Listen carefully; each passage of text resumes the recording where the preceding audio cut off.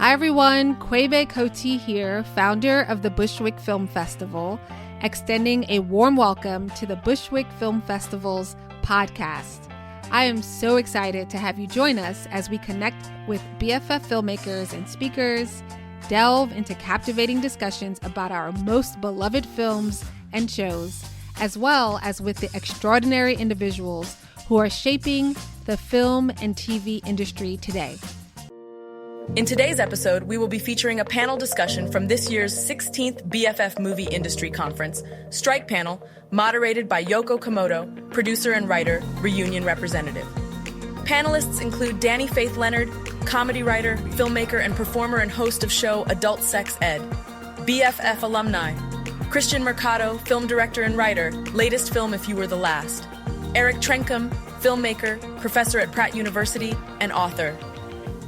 Thank you all so much for coming today. My name is Yoko Komodo. I work at Reunion, which is a distribution exhibition hybrid. We're aiming to fill theaters with audiences again for great movies. So we kind of are thinking about like how do we get people to go to the movies again. We incorporate things like live book readings and comedy, stand-up comedy and music and poetry and things like that. So I'm very excited to be here. I'm talking to three great filmmakers. I'd love for you to introduce yourselves and what you do and what you're kind of been working on and if you're part of any reunions so to kind of get the strike talk started. So yeah, take it away. Sure. Hi, I'm Dani Faith Leonard.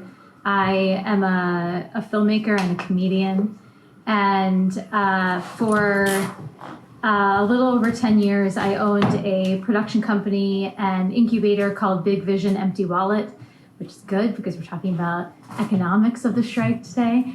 And I shut down the company during COVID and made my return to my roots, which were in comedy.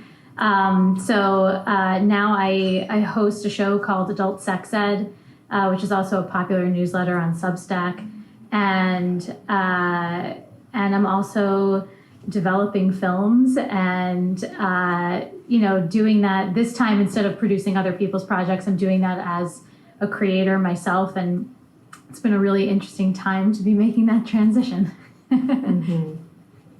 Hey, what up? I'm Kristian Mercado. I'm a filmmaker. I have a long history of making shorts and music videos and commercials, and I've directed several comedy specials, and more recently directed a feature film called If You Were the Last, which is on Peacock right now. You can go stream it and see it.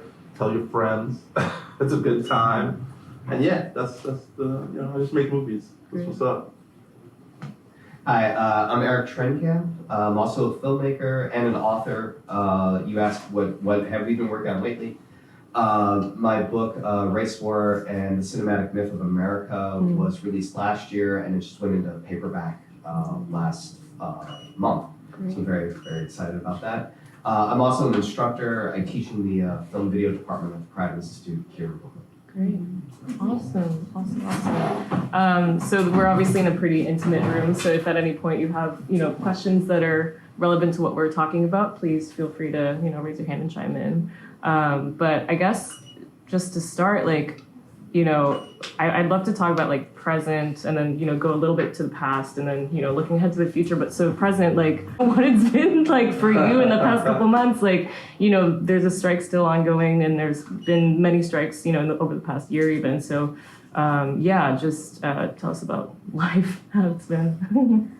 I'll let someone else start. Lame. Nah. Yeah, it's been an interesting time. I mean, basically industry-wide with the strike, it felt like everything paused, right? So, with the strikes, it's interesting because you think of the writer's strike and the actor strike, and it doesn't really just affect those groups, but it affects everybody, basically. The whole infrastructure, basically, because without writers, without actors, how can you kind of make anything? So, it kind of affects below the line as well. So, grips, electric, directors, you don't have as many ways to work anymore. So, a lot of projects got paused or in development, or some projects just shut down altogether. So a lot of the strike, I think, was just people grasping on to either their savings or looking into new sources of income or taking breaks. I don't know. It just depends. Really, there's a lot of economic disparity between people who work in the industry, because some people are like paycheck to paycheck, and then some people are affluent, And I'll be honest about it. There's also people who are just straight up rich, and entertainment industry is just kind of like, I don't know, they don't have the same urgency to kind of depend on that paycheck. So, you could tell what the disparity was too during the strike a lot. So, Right. yeah. At least that was my experience. So I was chilling. No, I was chilling, but kind of like sad chilling. Yeah. Well, and lots of conversations just like with friends all the time. Like I felt like everyone was always talking about this, what was all the strikes going on. And how about you two? I think something that was lucky for me is that I wasn't actively working on a TV show or a film that just got paused in that moment. I was kind of already in one of my in-between moments. I don't know, is that lucky or unlucky? Not totally sure. But I think for me it felt lucky because it was a moment where I was able to pivot my focus. And I think it was also this kind of time where I felt lucky to be a multi-hyphenate, which I think sometimes, I have friends who are writers and it's the only thing that they do. And they look at me and they're like, oh, you're always running around doing all these different things. And at this moment they were like, oh, you're always doing different things. And that's really lucky. And I was telling you downstairs, this is the first year that I made more money as a performer than making films. Wow. And stand-up comedy should never be the thing that feels less risky, I think, than an established industry. But I think what it's done for me now is I have these new projects that I'm developing, and it's changing the way that I'm developing them. And I'm going to pursue them differently than I would have if the strikes never happened. I think we'll probably end up getting to that later. I won't go into that. I work with a lot of people who are in both unions, and the thing that surprised me the most in having conversations, especially with members of SAG, is that there was, at least here in the East Coast contingent, not a lot of reluctance to strike. They were kind of geared up and ready for it. And I think the miscalculation on the other side was with the Writers Guild. Most people in that guild are actually making a living as a writer. If it's not their primary income, it's very close to it. But in SAG-AFTRA, 98% of members of SAG-AFTRA, it is not their primary source of income. Right. This is something they do for passion. And 98% of them, they pay their bills another way. So for producers to be like, oh, we're gonna, if you don't accept our terms, you're gonna have to strike, and then you're gonna be out of money. And the actors are like, I'm always out of money. It doesn't change anything for me.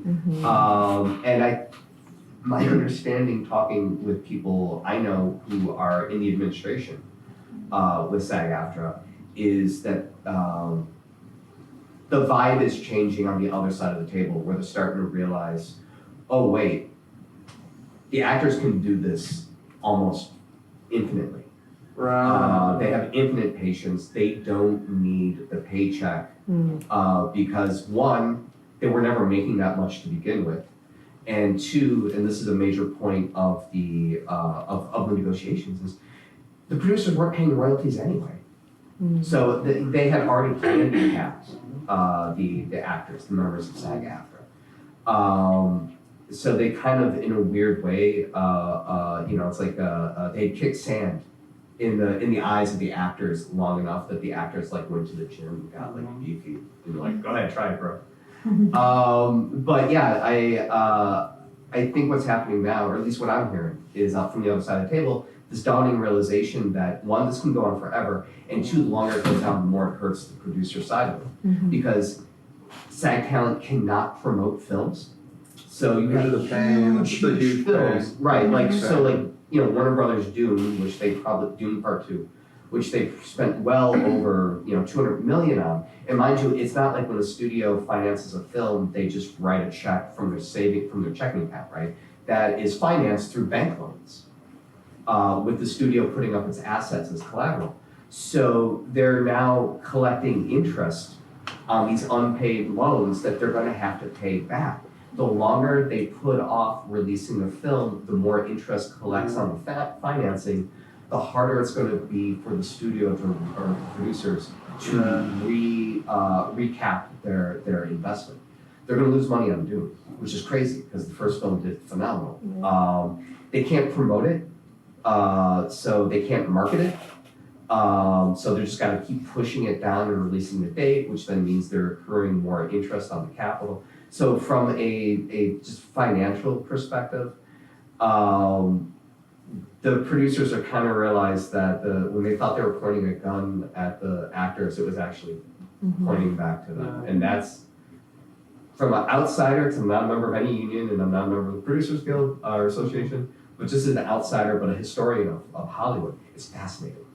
It's like fascinating, you know, in the way of you're at a bar having a date and you see another couple having a fight and you're like, ooh, they're gonna get divorced. So it's fascinating. I want to piggyback off of some of the stuff he said. Like, there's a huge discrepancy even in the numbers between WGA and SAG. Like, WGA is about like 11,000 members. SAG is like way bigger. I think it's like 90,000 members or 100. It's 160,000. Oh, my bad. I got that number way off. It's but it's a huge union compared to like WGA in terms of numbers. And then I want to maybe speak more to the emotional side of having like a film released during the strike, where like, you know, having a film released in general is a big moment, like for a lot of people involved in the film, right? Like it's like the moment you get to celebrate this huge effort that you kind of put years of your life into. And sometimes the actors too put a lot, you know, they're like living that role and living that character.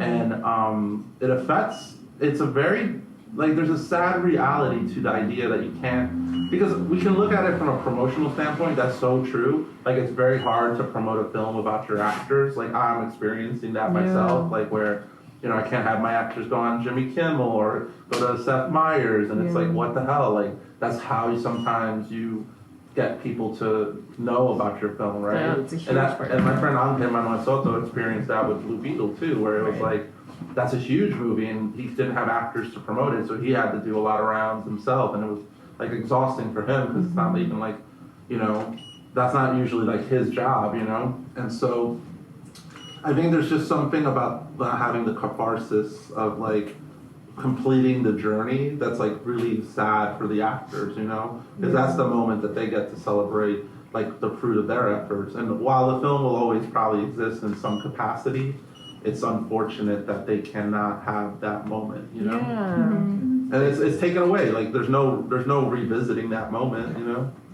So I don't know. That's a real thing, I think, you know, about it. Yeah, I think that's what I meant before when I said I felt incredibly lucky that I happened to be in a career lull to begin with when the strike started, and I didn't have to have that heartbreak of having something that, you know, you've worked so hard on come out at this moment. Right.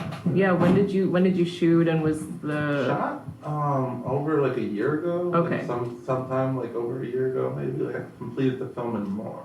You know, I think we finished shooting in March. I don't remember when, but there was like that, and then a year to like, you know, till it got onto Peacock, and so it happened during the strike, and Was that something, like, was that a conversation at all in terms of when you were going to release it? I don't know. And it wasn't really, like, part of, like, when the release schedule is. But we are in a weird time where, like, there's not a lot of stuff getting made anyway. So, like, I think there is certainly some level of demand for people to want to see new stuff, you know? So I think there's you know, things that are getting made are, like, precious, maybe, you know? To some degree, you know? Like, if you're able to, like, get SAG waivers on your project or... I mean, honestly, the only thing you can kind of work or move forward on any capacity is definitely indie scale, you know, because SAG is a little more flex than WGA, I felt like, during the strike. Like, WGA was really hardline, where it's like, don't write anything. Like, not an indie project, nothing. Like, you don't write nothing. Don't even think about it. Like, don't even think. No. Don't go outside. Like, you don't even know what a pen and paper are, you know? And that's great. That's great because it worked, you know? Like, it's awesome. Like, and the level of solidarity that exists in the WGA. I'm a member myself, you know? So, like, I was striking too. So, like, there were a lot of things I couldn't work on at the time too. And I depended on, you know, sometimes that's how you make your living. You're like working on a script, or, you know, you have the option if you want to punch up scripts too. So like, you know, there's a lot of sources of income that you get cut off of, you know. So. But you had to do it. Like, it was a historic time. Yeah. I think they did a good thing. It worked out for the writers. Let's hope that it works out for the actors too. Yeah, I hope so. And in the beginning, the picket lines were fun. Yeah. Like before it was Jamborees. clear that this was going to go. And I was in LA, which was a lot of fun to just go and picket at like Amazon, which is just you know it's an evil corporation to begin with. It's so much fun to be there. And then they had singles events. So I was like, this is amazing. Wow. I'm going to meet men. Wow. The single event was Right. it was so lame. It was so lame. They were writers. Yeah, it was so lame. Hashtag writers are so horny. It's true. Writers are like, oh my god, people. I'm not in my room. No, that's a stereotype. Writers are cool. Thanks for tuning into the 16th Annual Bushwick Film Festival Movie Industry Conference, presented by B Electric Studios and Broadway Stages. We hope you are enjoying the conversation. Did you notice any differences between like picketing in New York versus LA? Yeah, especially I think like in the beginning when it was still just the writers in New York, because obviously it's fewer people.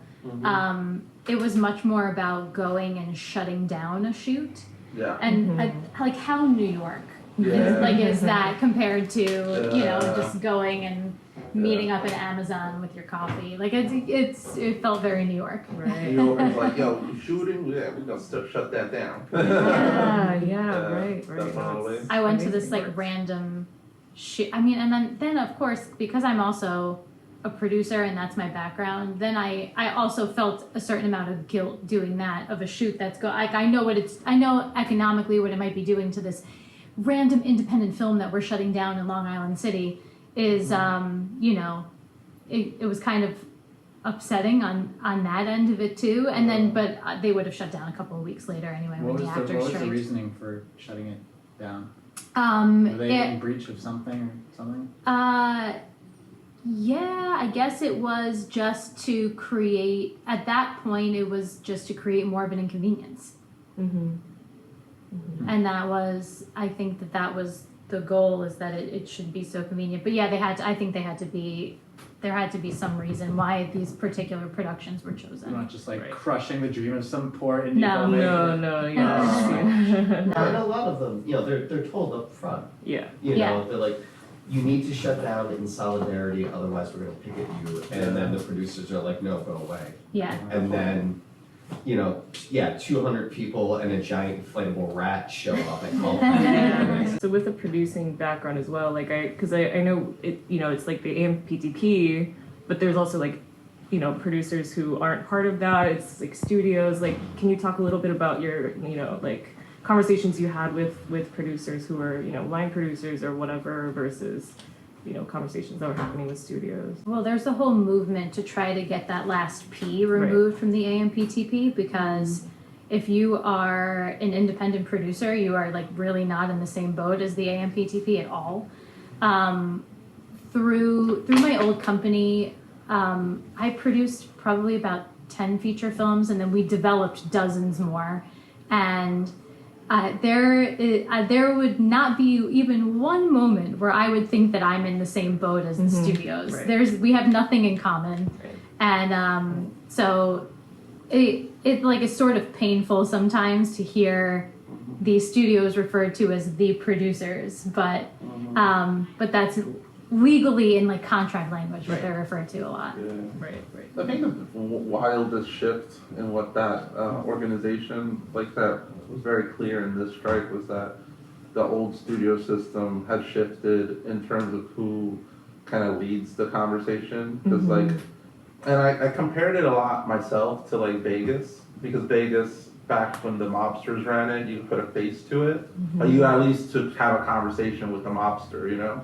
But then like corporations took over Vegas, and then the people that live in Vegas and work in Vegas couldn't have a conversation with the corporation, you know? It was almost alienating, which is a weird comparison, but like that's like the old studio system. At least you kind of like had a shared interest, because studios are solely there to make film, right? Like that is their main endeavor. Like we're a studio and we love this art form and we're gonna build this art form up, or we're gonna like, we have like this kind of relationship with film, right?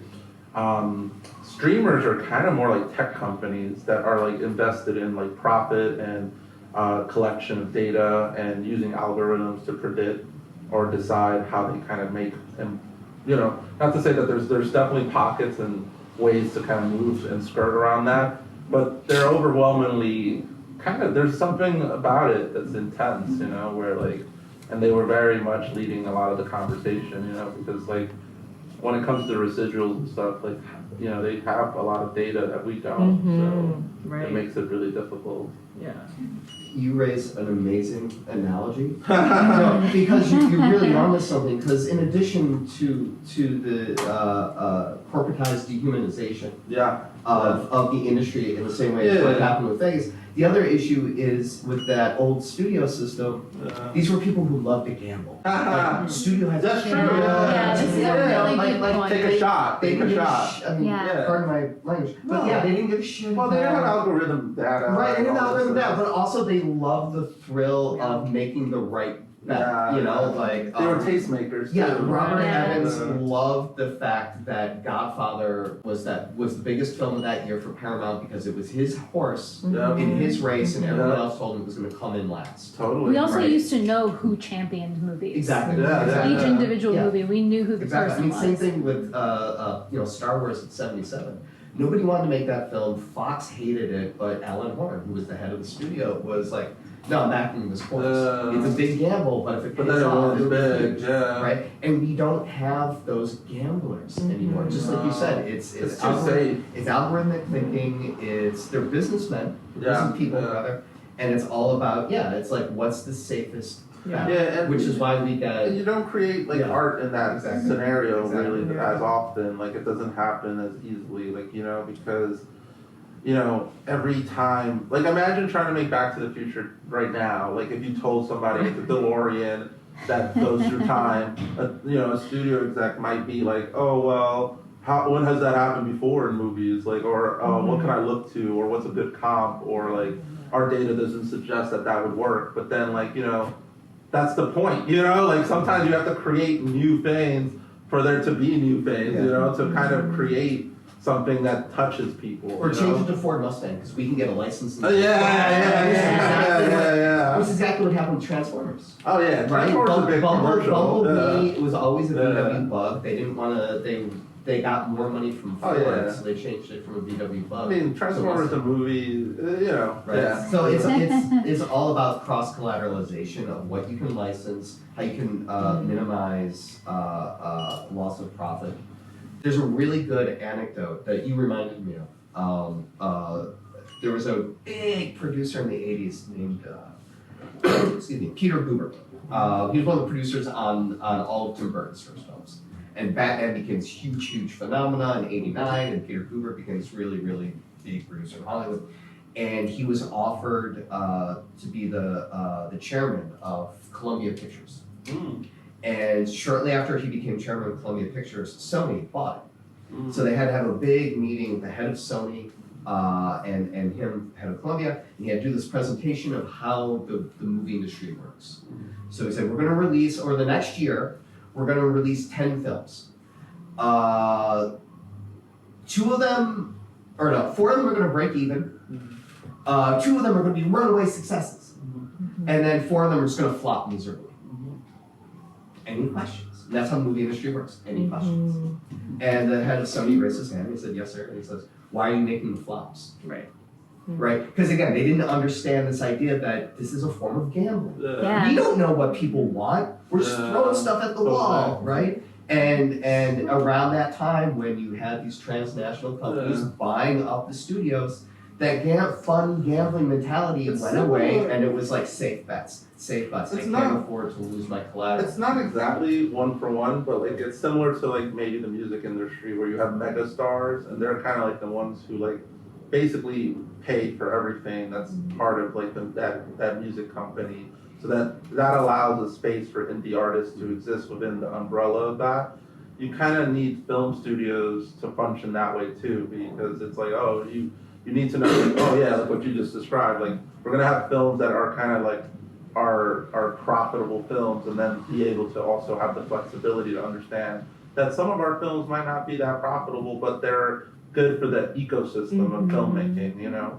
I think A24 might be the closest thing that we have to that right now, most likely, because they have like a good, like, you know, success rate, and like their films might hit a certain number, but then go on to make a certain number, and then like it also creates, like, they are also very auteur driven, so like, you know, you do have lots of new voices emerge there. So. Yeah, that's an interesting one too, because they just, you know, came out saying that they wanted to get more into, you know, action films and IP, and so it makes sense. I'd like to see what that looks like. Any theories? No, that's another. I can't talk about it. Right. That's another big point, because like Disney buying up Marvel and Star Wars was like, great, you have your thoroughbreds that will always come in first. Now you can spend more capital on figure out how to make a new Star Wars. I like not Star Wars, but like something new. Finding the next Tim Burton. Yeah, totally. Who started at Disney? You know, finding the next thing, and they didn't do it. They just poured all their safe bet, only the thoroughbreds. This is like a more artistic perspective on what you described, but like one of the things that I learned in filmmaking is when film was filmed, when it was just shot on like actual celluloid, the only two people who really kind of engaged with the film that could understand it completely were the director and the DP. So like producers and executives had to kind of trust them so much, because the image making process was really literally diluted to those two people being like, oh, we know what this is. You know, this is a process that Christopher Nolan has preserved, because, you know, since he shoots on film, a lot of times when he shoots, he might be the only person with the DP that's aware of what they're actually making in some ways, you know? So there's a lot of trust put there. But then when you became digital, it's like suddenly you have Video Village in this big expansive way. Everyone's like privy to the image making. Executives and producers have more input on that image, you know? Right. So suddenly it's like making a movie through either consensus or committee, you know? Not to say that, you know, depending on the director, they can have enough authority to say, like, you know, like, you just trust me, you know? Like, you know, like, I think a David Fincher would be like somebody who maybe holds more esteem and trust, you know? But but if you're an early stage filmmaker, you know, sometimes that could be like crushing, you know, and depending on how powerful the studio is too. I mean, even the best directors, like, have a challenging time working with, say, like, you know, Star Wars franchise, because they run through directors like Lord and Miller, incredible directors, and even they lost. They shot like what, half of Solo, and then they got kicked out, and they brought in They brought in Ron Howard. He's exactly. Proven track record. So there's some truth to this idea of like, when, you know, the more we kind of move towards this kind of like profit only driven sort of system, and like streamer based system, like, we're kind of also diluting the artist from the equation, you know, and it's still an artist driven medium, you know what I'm saying? So you still need to lead with the artist somewhat. Thanks for tuning into the 16th Annual Bushwick Film Festival Movie Industry Conference, presented by B Electric Studios and Broadway Stages. We hope you are enjoying the conversation. Thinking back to like, you know, the pause in work in some ways, like a little reminiscent of COVID when it was first hit. So can you talk a little bit about like what that period was like for you? Was it different? How different was it during the strike? It was COVID, but you could go outside, which sucked in a weird way too. Because, you know what I mean? At least with COVID, you were like inside and like everyone's going through it. But then like in this iteration where you had nothing, like no money and like no way to go out and all that shit, but other your friends, you know, outside the industry were like kind of like normal, you know what I mean? Like, it just felt different. Like, it was almost like, damn, this sucks in a weirder way, you know? I don't know. Me personally, I felt like I had to really assess myself in a way, because like so much of my own identity and personality are tied to like filmmaking. So like it was just a weird time. You know? Too weird. I don't want to go back. Yeah. I had my like career transition during COVID, so I feel like maybe I had already asked myself those questions because I was kind of ending one identity and starting a new one. But the thing that was so different with COVID was the pandemic unemployment. And for me and so many people that I know, it was the first time I ever had a steady check in my life because I make money project to project and actually felt amazing. And, you know, then of course that ran out. Like, I don't know. I don't even remember. They like all those years blend together too. That like, I don't remember when that ran out. A year in? I have no idea. But then by then I was working on a project already. And, COVID was different because it was the whole world going through a thing at the same time. You know, unless you like lived in upstate New York and you didn't believe in it. It's a weird thing because we are going through these massive events. Like, COVID was restricting to film, then we kind of came back, and then the strike happens, and then like to be honest, I think the third event is the whole starting back up too, because it's not. The landscape will probably be different after we kind of start up again, you know, like who the decision makers are, the way they decide to spend that money, how they're gonna figure out like what to make, starting up writers' rooms, how many shows will get greenlit versus not. Those are all things that we're gonna have to deal with. Right now, anecdotally, my friends are just telling me writers' rooms are not starting up yet, like. Or maybe one or two, but not that many. And so that's crazy because a lot of people aren't working still, you know? Right. And they're not starting because, like, why? Why start? I mean, like, can you even go shoot anything? Right. Right. So it's just the actor strike, there's not an urgency yet to, like, go make stuff. I mean, people want to make stuff.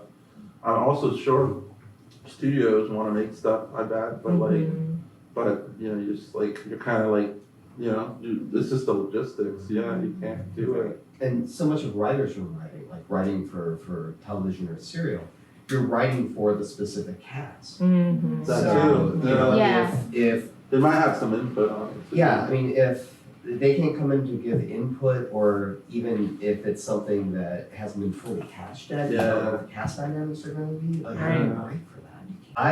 It's funny because you were asking how did we deal with the pandemic, and I had something that I was prepping, and then the pandemic hit, and then around summer of 20, people started shooting again. Like the protocols were kind of being figured out, and things were, summer and it's warm. You can reconfigure a couple things to be outdoors and all that. And I thought about it for a hot minute, and I was like, you know what? The only joy I get out of doing this is doing it the way I do it. And if I can't do it the way I do it, then it's not worth it to me. Yeah. Like, if I were a painter and, I'm left-handed, and if my left hand was broken, and someone's like, oh, we'll just duct tape the brush to your cast, and you can paint like that. No, it's not the way I like to do it, so I'm going to wait. So I wrote a book instead. Great. That's when I wrote my history of race in Hollywood. Yeah. It's a pretty good use of time. Yeah. Thank you. I appreciate that. Yeah, I feel like a lot of people are releasing their books now. Yeah. That were written over. Yeah, I don't know. It's I didn't notice that. Even you're right. Yeah. like comedians too. Like I've seen a couple of comedians in all the books that. Yeah. It's interesting because writers' rooms are like often like at least in the last few years filled with comedians, you know. And that was a shift that was interesting in the comedy scene. Like you started seeing a lot of people who were normally in like the writers' rooms coming to revisit their stand-up careers, or like re-emerge, or sometimes they, it's like, it's an interesting thing, like you would just see more of them like, doubling up or trying to book more shows and things like that. I think you had mentioned that too. Even if you just look and see who's on tour right now, there are comedians who haven't done stand-up in years. And nice to see, actually. Totally, yeah, that's sick. Yeah. So there's like, at least, you find different ways of moving. Totally, yeah, and like telling stories in a different way, I guess, yeah. Do you have a question? Well, do you think a lot of these writers were working on spec scripts? For a lot of this, there's just going to be a fucking tsunami of spec scripts out there? I think. Yes. But there always is. Yeah, I mean, that's yeah. the thing, the spec market is so massive to begin with. Yeah. I don't think a sudden wave is going to be much noticeable in the ocean of spec. Right? Mm-hmm. I mean, I don't know, do you feel differently? I think, like, just anecdotally, my experience talking to my friends, I actually don't really know many people who wrote a new thing, but who I rewrote 2 older projects that now I will be pursuing in a different way than I was going to. They won't be anything that I would ever want to work with a studio on, but they're just things that I hadn't looked at in years, and I was like, well, maybe this can be like independently financed, and not something that I'm making right at this moment, but when the strikes are over.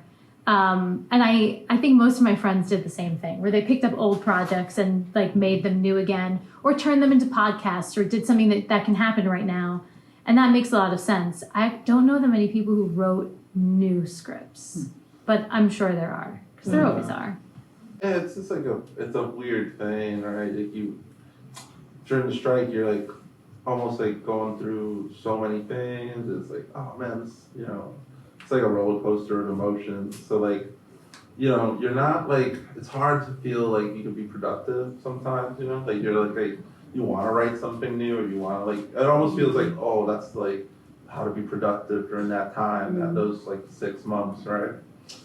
But it's so difficult, because like you're already going through so much, like, so you're not kind of creating from like a safe place, I guess is how I would describe it.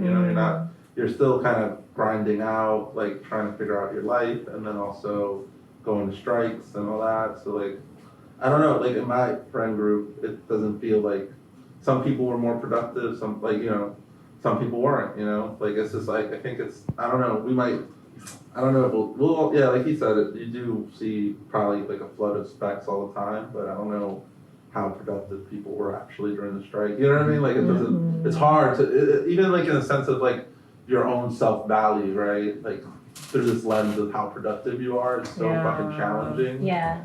We live in productivity culture in Yeah. America. Yeah. So, checking off things on Like a you to-do won't make list. something, you're worthless. That's kind of the energy, and like that also fucked with my head a lot, that feeling. Because I wanted to be more productive. I mean, I tried to be as much as I could during the strike. I wrote ideas and stuff like that, but sometimes too, it was just like, fuck this, like this energy is so toxic right now. Right. Well, picketing like 6 hours a day, sometimes it's like that you only have so much energy. I think I know people who I would say got a little bit too into that also, and pressured themselves to be on the picket line a little bit too much, where I think it almost became, they were using it to replace what work means to them, and I saw it getting really toxic for certain people also. And you didn't have to be there all the time. Yeah.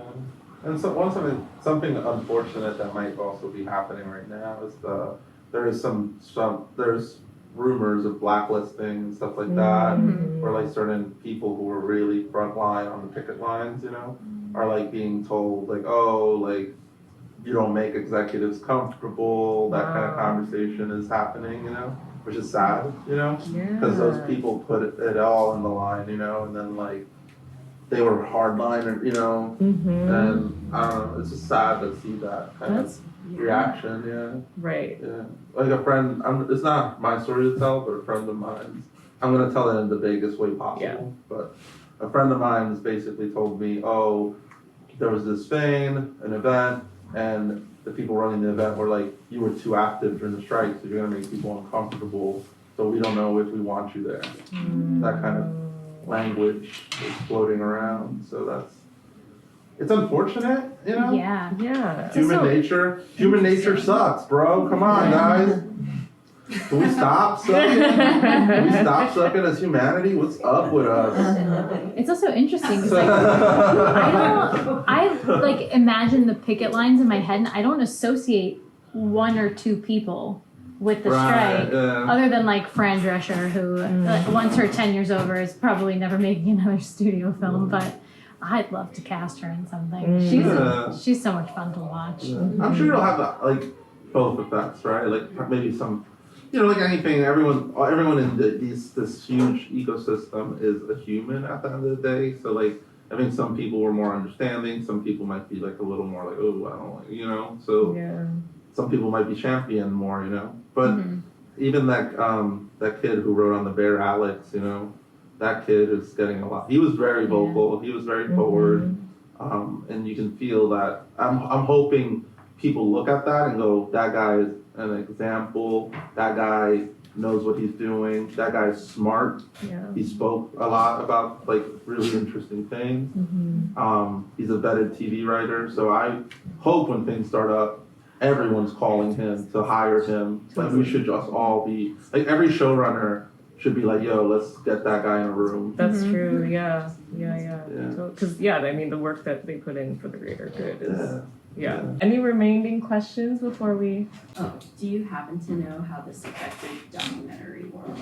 Honestly, like documentaries were like something you could still work on. So like if you had a documentary project, good shit. But like the overall attitude that I saw in general, this is my own observation, was that people were, it was almost like a freeze, like almost like, oh, we're not making money, so let's not spend money throughout the, like all across the board. So it wasn't like people were going, oh, we need to like double down. Like it was not like the last strike where like you had like people doubling down on reality TV. You could argue honestly, last strike created Trump.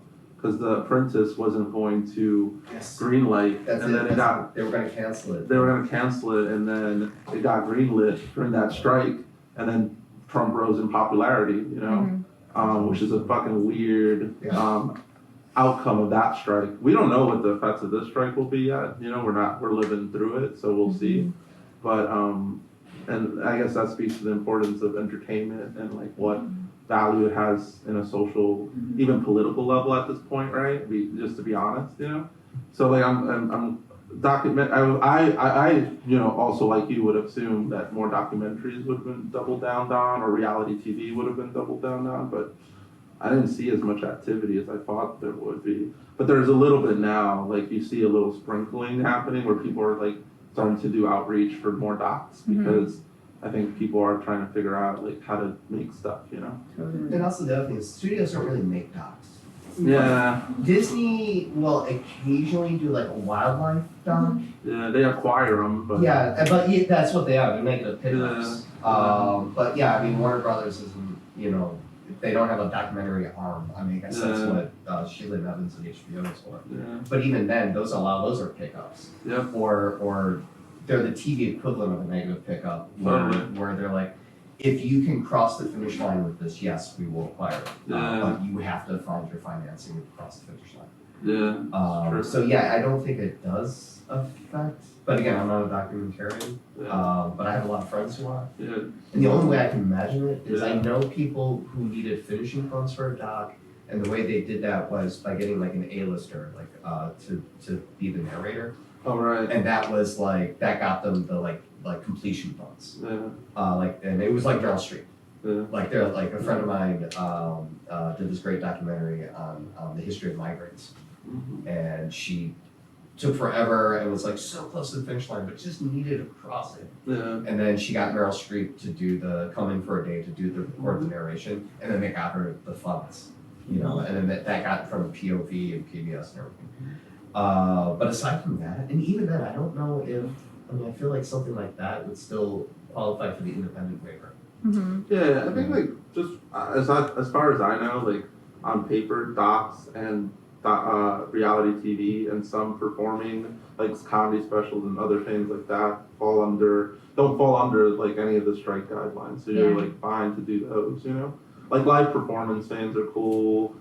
comedy specials, documentaries. So those things, or in reality TV, can move forward production-wise, as far as I know. I can only speak to my own experience that I'm having right now, which is interesting, is that I developed a narrative feature that we finally now just started going out and pitching. And when I say we, I just mean me.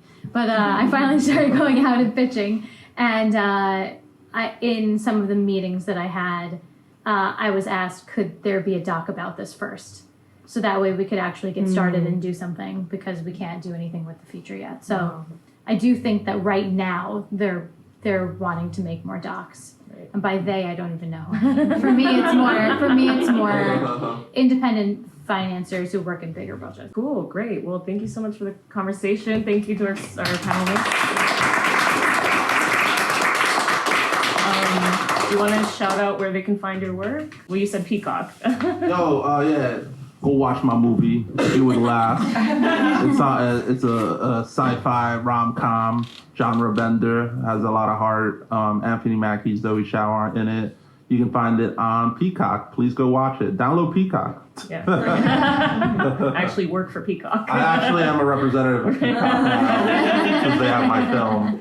I have to, I'm Peacock. Where can we catch your show? My website is danileonard.com, and it has everything that I'm doing next, and also a link to my newsletter, which is on Substack, and it comes out every week. And your book is on? My book is called Race, War, and the Cinematic Myth of America. And it's available anywhere where books are sold. Great. Including Amazon, Barnes & Noble, and what have you. And then my feature, which is about 10 years old now, is also streaming on Tubi. Awesome. So if anyone wants to watch it with commercials, you can do that on Tubi. Or if you, for some bizarre reason, want to rent or buy it, you can do that through Amazon. But I will not see any of that money. So go watch it with commercials. All right, thank you everyone. Stick around for one more panel after this. Thanks for listening to the Bushwick Film Festival's podcast. It's been great having you with us to explore the world of film and storytelling. Don't forget to join us for the next episode as we continue to uncover the insight and stories from the heart of the industry. Take care, and we'll catch you next time. The Bushwick Film Festival is a registered 501c3 nonprofit organization with a mission to discover emerging voices, share great stories, and build community through the power of film. As an MWBE organization, we are proud to be part of the 12% of film festivals in the U.S. that are owned by women of color. Discover more about our mission at www.bushwickfilmfestival.com, and if it resonates with you, consider supporting us through a tax-deductible contribution. Together, we can continue to foster a vibrant and inclusive film community that celebrates unique voices.